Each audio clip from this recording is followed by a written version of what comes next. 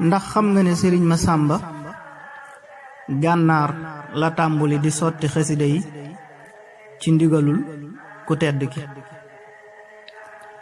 ndax xam nga ne liggéeyub sëriñ Masamba ci xasida yi mi ngi yaatoo ci atum 1912 ca njaareem.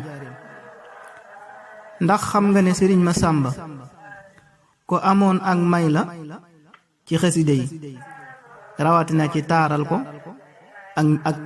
ak bind ba ñépp man cee jariñoo. ndax xam nga ne sëriñ Masamba liggéeyam ci xasida yi weesu woon na bind rekk ak maas.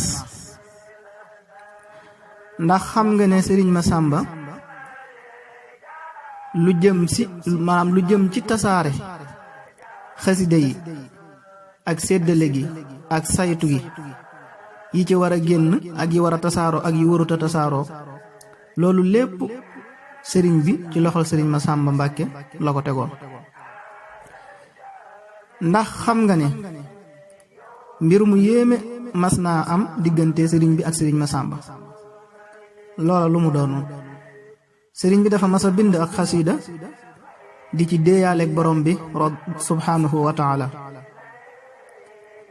bim ci noppee moom sëriñ bi daa di koy suul.